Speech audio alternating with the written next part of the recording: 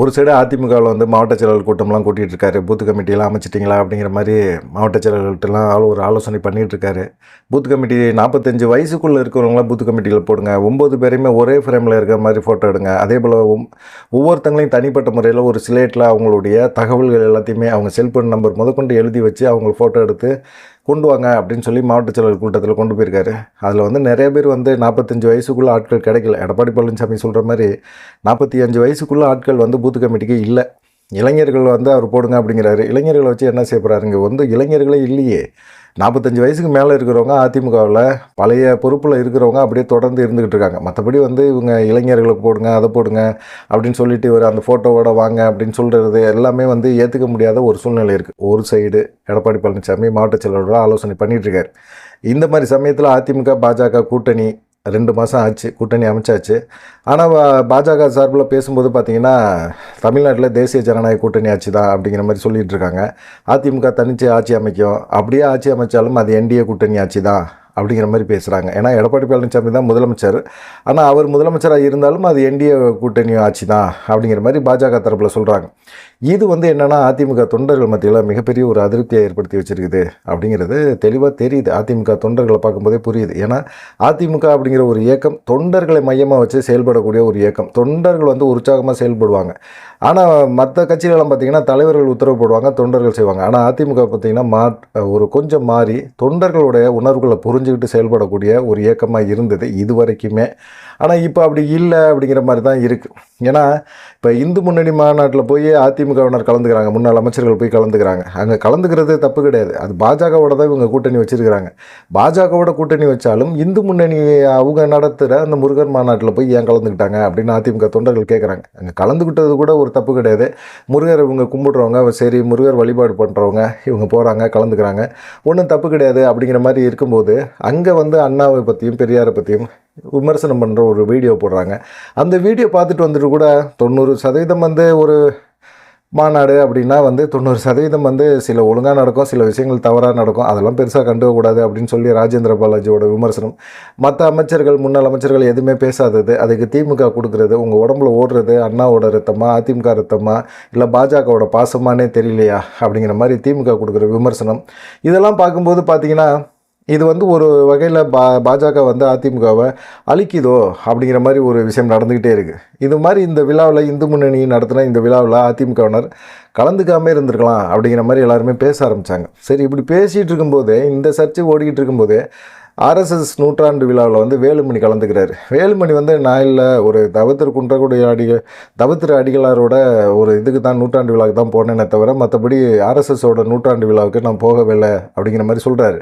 ஆனால் அங்கே கலந்துக்கிட்ட ஆர்எஸ்எஸ் தலைவருக்கு வந்து இவருடைய சகோதரர் எல்லாமே வந்து வெள்ளிவேல் கொடுக்குறாங்க, வாழ்த்து சொல்கிறாங்க. அப்படிங்கும்போது கண்டிப்பாக வந்து வேலுமணி ஆர்எஸ்எஸ் விழாவில் தான் கலந்துருக்கிறாரு, எடப்பாடி பழனிசாமி நடவடிக்கை எடுப்பாரா அப்படின்னு சொல்லி அதிமுகவினர் உருவகிட்டு வந்து அவங்க தனியாக ஒரு இதை பண்ணுறாங்க, விமர்சனத்தை பண்ணுறாங்க. ஏன்னா ஒரு ஆர்எஸ்எஸோட அமைப்பு, ஒரு இந்து முன்னணி, இவங்கெல்லாம் பாஜகவோட ஒரு பிரிவாக இருக்கலாம், ஒரு இயக்கமாக இருக்கலாம். ஆனால் இவங்க பாஜகவோட தான் கூட்டணி வச்சுருக்காங்க, அந்த பிரிவோடலாம் இவங்க கூட்டணி வைக்கல. ஆனால் இவங்க ஏன் அந்த விழாவில் போய் கலந்துக்கிறாங்க? பாஜக கலந்துக்கிறது தப்பு கிடையாது, இவங்க ஏன் போனாங்க அப்படிங்கிற ஒரு கொஸ்டினை தான் இவங்க வைக்கிறாங்க. இதுக்கு வந்து என்னன்னு கேட்டிங்கன்னா எடப்பாடி பழனிசாமி தான் பதில் சொல்லணும். ஆனால் எடப்பாடி பழனிசாமி எந்த பதிலுமே சொல்லலை. ராஜேந்திர பாலாஜி பேசுகிறாரு, செல்லூர் ராஜு பேசுகிறாரு, உதயகுமார் பேசுகிறாரு. எடப்பாடி எங்கன பதில் சொல்லணுமோ அங்கே பதில் சொல்லவே இல்லை. இவங்கள விட்டு பதில் சொல்ல வைக்கிறாரு. அப்படின்னா என்ன அர்த்தம்? எடப்பாடி பழனிசாமி ஒரு தெளிவில்லாத ஒரு மனநிலையில் இருக்கார். அப்படி அவரே தெளிவில்லாமல், ஒரு பொதுச்செயலாளர் இருக்கிறவரே தெளிவில்லாமல் இருக்கிறார் அப்படின்னா கட்சியில் இருக்க தொண்டர்கள் எப்படி ஒரு நிதானத்தோடு இருப்பாங்க? அவங்களும் தெளிவில்லாமல் தானே இருப்பாங்க அப்படிங்கிற மாதிரி பேசுகிறாங்க. ஏன்னா இப்போ 2023 வந்து தேசிய ஜனநாயக கூட்டணியிலேருந்து அதிமுக ஏன் பிரிஞ்சு போச்சு? அவங்க அண்ணாவையும் புரட்சித் தலைவர் எம்ஜிஆரையும் வந்து பார்த்திங்கன்னா அவதூறாக பேசினார் அண்ணாமலை அப்படின்னு ஒரு காரணத்தை சொன்னாங்க. இவங்களா காரணத்தை தேடி கண்டுபிடிச்சி பாஜகவிலேருந்து நம்ம கூட்டணியிலேருந்து விலகிறதுக்கு ஒரு காரணத்தை கண்டுபிடிச்சாங்க. சரி, விலகுன அளவுக்காவது உங்களால் ஜெயிக்க முடிஞ்சுதா? இல்லை. அப்போயே அதிமுக பலகீனப்பட்டு போச்சு அப்படிங்கிறத எடப்பாடி உணர்ந்துட்டார். நாடாளுமன்ற தேர்தலில் எடப்பாடி உணர்ந்தாரோ இல்லையோ, கூட இருந்தவங்க எல்லாமே பாஜகவோட கூட்டணி வச்சுருந்தோம்னா ஒரு 10-15 தொகுதியாவது ஜெயிச்சிருக்க முடியும். பாஜக வளர்ந்துருக்குது தமிழ்நாட்டை பொறுத்த வரைக்கும். அப்படிப்பட்ட ஒரு சூழ்நிலையில் தேவையில்லாமல் நம்ம ஏன் 2023 வந்து பாஜக விட்டு விலகணும், 2024 நமக்கு தானே லாஸ் அப்படிங்கிற மாதிரி அவங்களும் பேசினாங்க. இனிமேல் பாஜகவோட எந்த சூழ்நிலையிலும் கூட்டணி கிடையாது அப்படின்னு 2023 திட்டவட்டமாக அறிவிக்கிறார். எடப்பாடி பழனிசாமி அறிவிக்கிறார். அறிவித்த பிறகு அப்புறமா என்ன நடக்குது, நான் கன்னியாகுமரியில் ஒரு ஆர்எஸ்எஸோட பேரணி, அதுக்கு வந்து தளவாய் சுந்தரம் என்ன செய்கிறாரு, கொடியசைக்கிறார். கொடியசைச்சோன்னா டகார்னு எடப்பாடி பழனிசாமி பயங்கரமாக டென்ஷன் ஆகி தளவாய் சுந்தரத்தை கட்சி பதவி எல்லாத்தையுமே பிடுங்கிட்டு விட்டுறாரு. அதே போல் பார்த்திங்கன்னா மும்மொழி கொள்கைக்கு ஆதரவாக பாஜக நடத்தின கையெழுத்து இயக்கத்தில் வந்து முன்னாள் எம்எல்ஏ விஜயகுமார் வந்து ஒரு கையெழுத்து போடுறாரு. அவரும் பாவம் மனுஷன், ரோட்டில் போனவரை காரை நிப்பாட்டி அவர்கிட்ட கையெழுத்து வாங்கினாங்க. சரி ஏதோ ஒன்று கையெழுத்து கேட்குறாங்க, அடுத்த கட்சிக்காரங்களாக இருந்தாலும் ஒரு மரியாதை நிமித்தமாக கேட்குறாங்க, போட்டு விடுவோன்னு போட்டு விட்டார். அவ்வளோதான். அது கையெழுத்தை பார்த்தோன்னே அவர் டென்ஷன் ஆகி இது வந்து பாஜக கொள்கை வேறு, அதிமுக கொள்கை வேறு, அதனால் கொள்கைக்கு எதிராக செயல்பட்ட இவங்க மேலே எல்லாம் நடவடிக்கை எடுக்கிறேன் அப்படின்னு சொல்லிட்டு இவங்க 2 பேர்த்துக்கு மேலேயும் நடவடிக்கை எடுத்துட்டார். தளவாய் சுந்தரத்தையும் கட்சியை விட்டு நிப்பாட்டினார். அப்புறமா அவர் விஜயகுமாரையுமே வந்து கட்சியை விட்டு நிப்பாட்டினார். இப்படியெல்லாம் பண்ணிகிட்டு இருந்தார் எடப்பாடி பழனிசாமி. இந்த மாதிரி சமயத்தில் வந்து இந்து முன்னணி மாநாட்டுக்கு 3 முன்னாள் அமைச்சர்களையும் ஒரு மாவட்ட செயலாளரையும் அனுப்பிச்சி விட்டுட்டு அங்கே வந்து பேசுகிறாங்க. இந்து முன்னணியெல்லாம் பேசுகிற ஒரு இது போலி திராவிடம், அதர்மம் அப்படின்னு சொல்லி பேசுகிறாங்க. பெரியார், அண்ணாவை பற்றி ரொம்ப மட்டரமாக விமர்சனம் பண்ணியிருக்காங்க. இதெல்லாம் பார்த்துட்டு இவங்க சும்மா இருந்திருக்கிறாங்க அப்படிங்கிற மாதிரி இருக்குது. ஏன்னா எடப்பாடி பழனிசாமி முதலமைச்சராக இருக்கும்போது அப்போ பாஜகவோட மாநில தலைவராக இருந்தவர் எல் முருகன், அவர் வேலை யாத்திரையை நடத்தினார். அப்போ வந்து சிறுபான்மையின சமூகம் வந்து அதிகம் இருக்கிற ஒரு பகுதிக்குள்ளே ஒரு யாத்திரை போகணும். ஆனால் அப்போ வந்து பார்த்திங்கன்னா எடப்பாடி பழனிசாமி பாஜக எது சொன்னாலும், பாஜக மேலிடம் எது சொன்னாலும் கேட்கக்கூடிய ஒரு இடத்துல இருந்தார். ஆனால் அவர் எல் முருகன் வந்து சிறுபான்மையினர் அதிகம் வசிக்கிற பகுதிக்குள்ளே இவர் வேலை எடுத்துகிட்டு யாத்திரை போனார் அப்படின்னா கண்டிப்பாக வந்து இப்போ அங்கே வந்து ஒரு பிரச்சனை உருவாகும் அப்படிங்கிறது தெளிவாக தெரியுது. அப்போ வந்து அங்கே யாத்திரை போகக்கூடாது.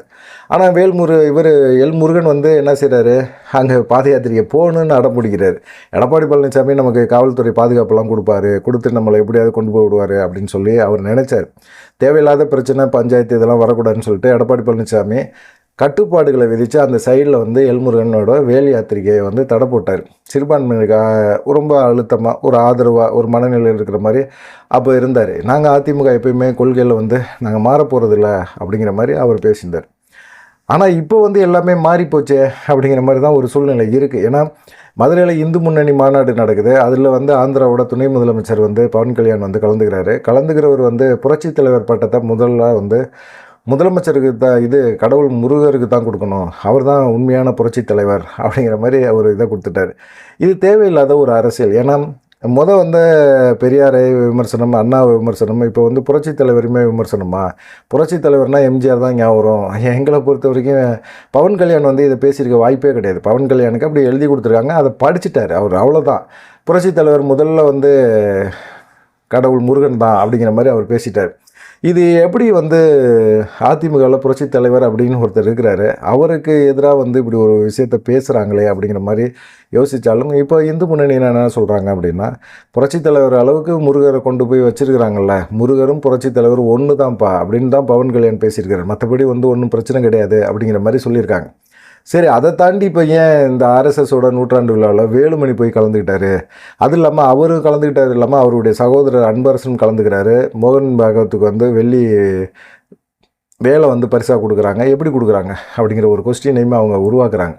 இதெல்லாம் பார்க்கும்போது அதிமுகவினருக்கு ஒரு பயங்கரமான ஒரு கோபம் வரும்ல, தொண்டர்களுக்கு கோவம்ல, நிர்வாகிகள்லாம் கோவம் வராது. ஏன்னா இவங்க எதுக்காக இது பண்ணுறாங்க அப்படிங்கிற ஒரு விஷயம் தான் அவங்க யோசிக்கிறாங்க.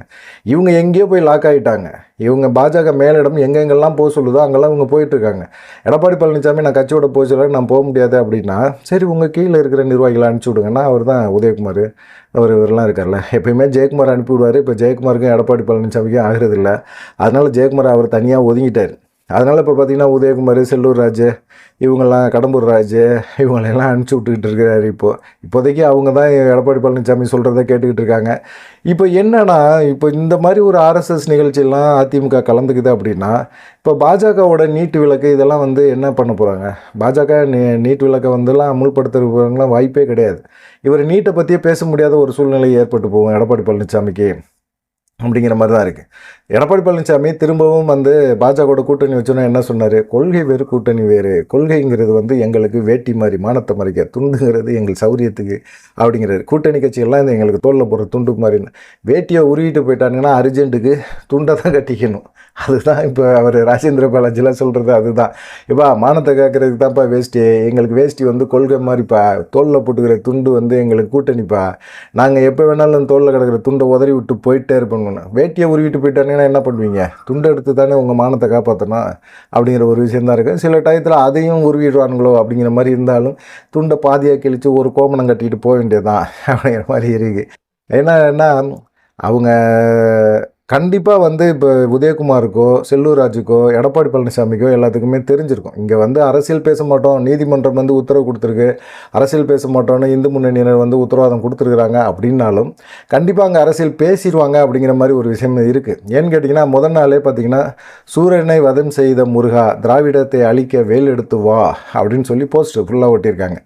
இது மதுரை ஃபுல்லாக ஒட்டியிருக்காங்க. அப்படிங்கும்போது கண்டிப்பாக மதுரையில் இருக்கிற முன்னாள் அமைச்சர்களுக்கு எல்லாத்துக்கும் தெரியும், டே அப்பா சாமி திராவிடத்தை அழிக்கிறதுக்கு வேல் எடுத்துவான்னு முருகரே கூப்பிட்றானுங்கய்யா, இது வந்து நல்லா இருக்குதா, நம்ம அங்கே போய் கலந்துக்கலாமா அப்படிங்கிற மாதிரி எடப்பாடி பழனிசாமிகிட்ட அவங்க சொல்லியிருப்பாங்களா மாட்டாங்களா?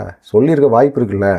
அப்படிப்பட்ட சூழ்நிலையில் போஸ்டர்லாம் ஒட்டின பிறகு நாங்கள் கடைசியில் வந்து அண்ணாவையும் பெரியாரையும் விமர்சனம் பண்ணுவாங்கன்னு நாங்கள் எதிர்பார்க்கவே இல்லை. அந்த விமர்சனம் இப்படி நடந்து போச்சு, அது தெரியாமல் கூட நடந்துக்கலாம். அதுக்கப்புறமா நம்ம என்ன பண்ணுறது அப்படிங்கிற மாதிரி விமர்சனம் நடந்து போச்சு, அதுக்கப்புறம் நம்ம என்ன பண்ண முடியும் அப்படிங்கிற மாதிரி ஒரு விஷயத்த அவங்க எடுத்து பேச ஆரம்பிக்கிறாங்க. இப்போ வந்து இதை திமுக கையில் எடுத்துக்கிச்சு. நீங்கள் அண்ணா திமுக தானே உள்ள அமித்ஷா திமுகவா? அண்ணா போட்டோ எடுத்துகிட்டு நீங்கள் அமித்ஷா போட்டோ வச்சு அமித்ஷா திமுக திராவிட முன்னேற்ற கழகம்னு வச்சு நடத்துங்க அப்படின்னு சொல்கிறாங்க. இந்த மாதிரி சூழ்நிலையில் அதிமுக வந்து என்ன சொல்கிறாங்கன்னா, அங்கே இந்து முன்னணியில் எடுக்கப்பட்ட தீர்மானங்கள் எதுவுமே அதிமுக வந்து ஏற்றுக்கல, எங்களுக்கும் அதுக்கும் சம்மந்தம் கிடையாது. அவங்க எடுத்த தீர்மானங்கள் வேறு, அவங்க கட்சியில் எடுத்த தீர்மானங்கள் வேறு. இதை எங்கே சொல்கிறார்? எடப்பாடி பழனிசாமி சொல்லணும். அதிமுக ஐடிவிங் மூலமாக சொல்ல வைக்கிறார். இதை தான் வந்து தொண்டர்கள் வந்து ஏற்றுக்கவே இல்லை. எடப்பாடி பழனிசாமி எதுக்காக பயப்படுறாரு அப்படிங்கிற மாதிரி தான் தொடர்ந்து அண்ணாவை வந்து கேவலப்படுத்திகிட்டு இருக்காங்க அப்படின்னு சொல்லி திமுக விமர்சனம் பண்ணும்போது கூட எடப்பாடி பழனிசாமி அதுக்கான ஒரு பதிலை சொல்லாமே இருந்துக்கிட்டே இருக்கிறார். அப்படிப்பட்ட ஒரு சூழ்நிலையில் எடப்பாடி பழனிசாமிகிட்ட என்னத்தை எதிர்பார்க்க முடியும்? அவர் வந்து பாஜகவோட காலடியில் உளுந்துட்டார் அப்படிங்கிற மாதிரி தான் இருக்குது. இன்னமும் அதிமுக பாஜக கூட்டணி அமைச்சிட்டாங்க. ஆனாலும் பார்த்திங்கன்னா கூட்டணி தொடர்பான எந்த விதமான ஒரு தெளிவுமே இல்லாமல் இருக்கிறாங்க. ஒரு சைடு பாஜக இந்து முன்னணியை வச்சு அதிமுக விமர்சனம் பண்ணுறாங்க. பாஜக விமர்சனம் பண்ணால் தானே நீங்கள் வந்து அண்ணாமலை விமர்சனம் பண்ணுறாரு, நயினா நாகேந்திரன் விமர்சனம் பண்ணுறாங்க அப்படின்னு சொல்லி நீங்கள் வந்து பேசுகிறீங்க. இந்து முன்னணியை வச்சு நாங்கள் அது ஒரு பிரான்ச்சு தானே, பாஜகவோட பிரான்ச்சு, நாங்கள் அவங்க மூலமாக உங்களை திட்டிக்கிறோம் அப்படின்னு சொல்கிறாங்க. அப்படியா திட்டுறீங்க அப்படிங்கிற மாதிரி பாஜகவினர் அதை கேட்டுட்டு அமைதியாக தான் இருக்கிறாங்க. பெருசாக ஒன்றுமே இல்லை. இப்போ வந்து என்னென்னா அதிமுக தொண்டர்களுக்கு என்னென்னா கூட்டணி ஆட்சியா, இல்லை அதிமுக தனி மெஜாரிட்டியில் ஆட்சி அமைக்குமா, இல்லை தனி மெஜாரிட்டி வரல அப்படின்னா என்ன பண்ணுவார் எடப்பாடி பழனிசாமி அப்படிங்கிற மாதிரி தான் ஒரு கேள்வி எல்லாத்துக்குமே இருந்துக்கிட்டே இருக்குது. இந்த மாதிரி சமயத்தில் தான் வந்து கடந்த முறை வந்து அமித்ஷா வந்தார். தமிழ்நாட்டுக்கு வந்தபோது பார்த்திங்கன்னா பாஜக நிகழ்ச்சியில் கலந்துக்கிட்டு திரும்பவும் எப்படி நம்ம டெல்லியிலலாம் 27 ஆண்டுகளுக்கு அப்புறமா எப்படி வந்து பாஜக கைப்பற்றுச்சோ அதே போல் தமிழ்நாட்டிலையும் வந்து பாஜக ஆட்சி அமைக்கும் அப்படிங்கிற மாதிரி அவர் பேசியிருந்தார். கூட்டணி ஆட்சிங்கிறதையும் உறுதிப்படுத்தியிருக்கார். திரும்பவும் அமித்ஷா வந்து உறுதிப்படுத்தார். இதுக்கு யார் பதில் சொல்லணும்? கட்சியோட பொதுச் செயலாளர் எடப்பாடி பழனிசாமி பதில் சொல்லணும். அமித்ஷாக்கெல்லாம் நான் பதில் சொல்ல வேண்டியதில்லை, எங்களுடைய ஜூனியர்கள் பதில் சொல்லுவாங்க அப்படின்னு எடப்பாடி பழனிசாமி அவர் ராஜேந்திர பாலாஜியை விட்டு பேச வைக்கிறார். கூட்டணி ஆட்சிக்கு வந்து அதிமுக ஒத்துக்காது, சாத்தியமே கிடையாது, அப்படி நடக்க வாய்ப்பே கிடையாது அப்படிங்கிற மாதிரி அவர் வந்து ஒரு இதை பேசிட்டு அவர் பாட்டுக்கு போயிட்டே இருக்கிறார். இப்போ என்னன்னு கேட்டிங்கன்னா எடப்பாடி பழனிசாமி ஏன் பாஜகவுக்கு இவ்வளோ தூரம் பயப்படுறாரு? ஒரு போல்டாக எடுத்து அடிக்க வேண்டியது தானே பாஜகவை, தைரியமான ஆள் தானே, பேச வேண்டியது தானே, ஆளுமையான ஒரு தலைவர் தானே அப்படின்னு சொல்லி அதிமுக தொண்டர்கள் நினச்சிட்டு இருந்தாங்க. இது வரைக்குமே நிர்வாகிகள் கூட அப்படி தான் நினச்சிட்டு இருந்தாங்க. இப்போ வந்து என்னடா இது அப்படிங்கிற மாதிரி யோசிக்க ஆரம்பிச்சிட்டாங்க. என்ன பிரச்சனை, என்ன பஞ்சாயத்து, ஏன் பாஜகவை பார்த்து பயப்படுறாரு அப்படிங்கிற ஒரு கேள்வி தான் வருது. ஏன்னா கடந்த வருஷம் வந்து ஜனவரி மாதம் அவருடைய எடப்பாடி பழனிசாமியோட சொந்தக்கார ராமலிங்க வீட்டில் நடந்த ரைடு, வருமான வரித்துறை ரைடு, அந்த ரைடுக்கு அப்புறம் தான் 2 மாதத்தில் வந்து அதிமுக பாஜக கூட்டணி திரும்பவும் உருவாச்சு. அப்போ வந்து இது தொண்டர்களுக்கான கட்சி கிடையாது. இவங்க சொந்தமாக சம்பாதிப்பாங்க, வருமானத்துக்கு மீறி சம்பாதிப்பாங்க, அது இல்லாமல் இல்லீகலாக சம்பாதிப்பாங்க, இப்படி நிறையா சம்பாரித்து வச்சுக்குவாங்க. இவங்க மேலே ரைடு கீடுன்னா தொண்டர்கள்ட்டெல்லாம் உணர்வுக்கெல்லாம் மதிப்பு கொடுக்குறதே கிடையாது. அவங்க என்ன சொல்கிறாங்க, என்ன பேசுகிறாங்க அதெல்லாம் கேட்க போகிறதே கிடையாது. அவங்களுடைய எண்ணம்லாம் என்ன, நம்ம மேலே எந்த நடவடிக்கையும் எடுக்காமல் இருக்கணும்னா மத்தியில் பாஜக ஆட்சியில் இருக்குது, பாஜகவோட அனுசரித்து போகணும். ஏன்னா எடப்பாடி பழனிசாமி என்ன யோசிச்சாருன்னா நாடாளுமன்ற தேர்தலுக்கு அப்புறம் பாஜக மத்தியில் ஆட்சிக்கு வர்றதுக்கு வாய்ப்பே கிடையாது, காங்கிரஸ் வந்துடும் அப்படின்னு ஒரு நம்பிக்கையில் இருந்தார். ஆனால் அந்த நம்பிக்கை பொய்யா போன பிறகு இப்போ வேறு வழியே கிடையாது அவருக்கு. அதனால் வந்து என்ன செய்கிறாரு, அதிமுக வந்து கொண்டு போய் அட வச்சுட்டாரு. அண்ணா திராவிட முன்னேற்ற கழகம் இப்போ அமித்ஷா திராவிட முன்னேற்ற கழகமாக ஆயிடுச்சுன்னு திமுக வந்து வெறுப்பேற்றுறாங்க. திமுக தொண்டர்களும் வந்து பார்த்திங்கன்னா அதிமுக நிர்வாகிகளை பார்த்தாலே இந்த மாதிரி பேச ஆரம்பிக்கிறாங்க. இதெல்லாம் கேட்டுக்கிட்டு எப்படி இருக்க முடியும்? ஒழுங்காக சொல்லுங்கள், கூட்டணி ஆட்சியா இல்லையா? இப்போ திமுக போல்டாக அடிக்கிறாங்க, கூட்டணி ஆட்சி கிடையாது, கூட்டணி கட்சிகளுக்கு அது ஆட்சி அதிகாரத்தில் பங்கு கிடையாதுன்னு சொல்கிறாங்க. ஆனால் பாஜக அப்படி சொல்ல மாட்டேங்குதே. அதிமுகவோட கூட்டணி வச்சுருக்கு, ஆனால் கூட்டணி ஆட்சின்னு தான் சொல்கிறாங்க. எடப்பாடி பழனிசாமி முதலமைச்சராக இருந்தாலும் என்டிஏ ஆட்சி தான் அப்படிங்கிற மாதிரி தான் நாங்கள் பேசுவோம் நைனா நாகேந்திரன் சொல்கிறார். இப்போ வந்து இந்த அதிமுக அப்படிங்கிற ஒரு கட்சி வந்து தொண்டர்கள் மூலமாக தான் செயல்படக்கூடிய ஒரு கட்சி. நிர்வாகிகளோ கட்சி தலைமையோ இந்த இயக்கத்தை இயக்க முடியாது, தொண்டர்கள் தான் இயக்குறாங்க. தொண்டர்கள் மூலமாக தான் பொதுச் செயலர் தேர்வு பண்ணப்படணும். அதுவிலே வந்து ஒரு தப்பு பண்ணிட்டார். இப்போ வந்து நேர் உள்டாவாக நிர்வாகிகளை வச்சு தலைமையை வச்சுக்கிட்டு அவர் தொண்டர்களை இயக்கலான்னு பார்க்குறாரு. தொண்டர்கள் வந்து இயங்குறதுக்கு வாய்ப்பே கிடையாது அப்படிங்கிற மாதிரி சொல்கிறாங்க. இப்போ பூத் கமிட்டியில் கூட அதுதான், இளைஞர்களை போடுங்க அப்படின்னு சொன்னால் இளைஞர்கள் எங்கேயுமே இல்லை. இப்போ விஜயபாஸ்கரை வந்து அவர் வந்து எடப்பாடி பழனிசாமி, நீ எல்லாம் கட்சியிலேருந்து என்னையா பண்ணுற, உன் கையில் அதிகாரத்தை கொடுத்து என்ன பண்ணி வச்சுருக்கிற, ஒன்றுமே ஒரு பூத் கமிட்டியில் கூட ஒரு இளைஞரை கூட உன்னால் சேர்க்க முடியல அப்படின்னு சொல்லியிருக்காரு. அதே போல் கடலூரில் எம்ஆர் சம்பத் அவர்கிட்டையுமே அப்படி தான் பேசியிருக்காரு. இப்படி தொடர்ந்து ஒவ்வொருத்தங்களையும் வந்து விமர்சனம் பண்ணுறாங்க. இதெல்லாம் கேட்கும்போது என்ன பண்ணுறதுன்னே தெரியல. பூத் கமிட்டி கூட அமைக்க முடியாத அளவுக்கு அதிமுக பலகீனமாக இருக்குது. இந்த சட்டமன்ற தேர்தல் மிக மோசமான ஒரு தோல்வியை அதிமுக சந்திச்சதுன்னா அதிமுக தொண்டர்கள் கண்டிப்பாக விலகி ஓடிடுவாங்க அப்படிங்கிற மாதிரி தான் எல்லாத்துக்குமே இருக்குது. ஆனால் என்ன பண்ணுறது அப்படின்னு தொடர்ந்து வந்து கூட்டணி ஆச்சுங்கிறாங்க, திராவிடத்தை ஒழிப்போன்னு பேசுகிறாங்க. அது இல்லாமல் பெரியாரையும் அண்ணாவையும் அசிங்கப்படுத்துகிறாங்க, புரட்சித் தலைவர் பட்டத்தை கொண்டு போய் முருகருக்கு கொடுக்குறாங்க. இப்படி தொடர்ந்து வந்து அவங்க எல்லா விஷயமும் பண்ணுறாங்க. தொடர்ந்து அதிமுகவை சீண்டுறாங்க. ஆனால் எடப்பாடி பழனிசாமி மௌனமாகவே இருக்கிறாரு. இந்த மௌனம் என்னவாகும் அப்படிங்கிறது தான் அதிமுக தொண்டர்களோட கேள்வியாக இருக்குது. பாஜகவுக்கு பயந்துட்டார், பாஜக நம்ம மேலே பாயாமல் இருக்கணும்னா நம்ம பாஜகவுக்கு அடிபணிஞ்சு தான் ஆகணும் அப்படின்னு சொல்லி எடப்பாடி பழனிசாமி அவர் நினைக்கிறார். தப்பு பண்ணியிருக்கிறாரு, அதனால் உப்பு தின்னு தான் ஆகணும், தண்ணி குடிச்சு தான் ஆகணும் அப்படிங்கிற மாதிரி அவர் இருக்கலாம். அதிமுக தொண்டர்கள் ஏன் பாஜகவோட கூட்டணி வைக்கணும், ஏன் பாஜக பின்னாடி நம்ம போகணும், ஏன் பாஜக வந்து தொடர்ந்து நம்ம தலைவர்களை சீண்டிகிட்டு இருக்காங்க, அவங்க பின்னாடி நம்ம ஏன் போய் நிற்கணும் அப்படிங்கிற ஒரு கேள்வியை வந்து வைக்கிறாங்க. இந்த கேள்விக்கெல்லாம் எடப்பாடி பழனிசாமி தான் பதில் சொல்லணும். ஆனால் எடப்பாடி பழனிசாமி பதில் சொல்ல மாட்டேங்கிறாரு. உதயகுமாரையும் ராஜேந்திர பாலாஜியும் செல்லூர் ராஜையும் வச்சு பதில் சொல்லிட்டு இருக்காரு. பார்க்கலாம் என்ன நடக்கும் அப்படின்னு சொல்லிட்டு. தேர்தல் நெருக்கத்தில் இன்னும் பல பூகம்பங்கள் வெடிக்கும் அப்படிங்கிற மாதிரி சொல்கிறாங்க. பார்க்கலாம் என்ன நடக்கும் அப்படின்னு சொல்லி. உங்களுடைய கருத்துக்களை மறக்காமல் கமெண்ட் பண்ணிட்டு போங்க. நன்றி, வணக்கம்.